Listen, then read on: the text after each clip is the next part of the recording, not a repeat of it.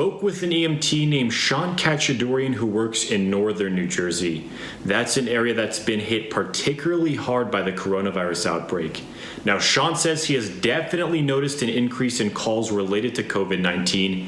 In fact, we are talking sometimes 20 or more calls in a single day. My immediate response here, you have the number of positive cases spanning anywhere from 39 in one town to 132 in another to 229 and as much as 421. Now, talking about the age of these patients, would you say they're typically older or younger, just based on what you've seen?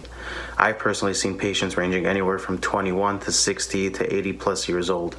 Everyone is at risk and everyone can die from it. Shant also told me about what he's been seeing in hospitals as they are overwhelmed with coronavirus patients. Oftentimes, ERs are placing themselves on divert status, which means they are not taking any additional patients at that time until space opens up.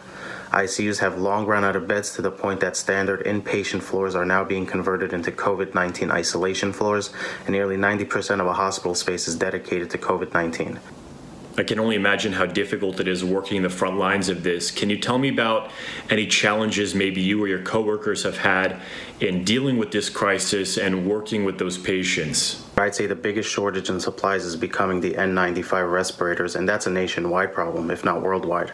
We've even been UV lighting our masks, goggles, and face shields to allow them to be used on multiple occasions. And Sean says staffing has also gradually become a problem. While there are a handful who cut down on their time due to fear of exposure and contamination, we're also seeing more and more workers getting sick or showing symptoms and having to quarantine.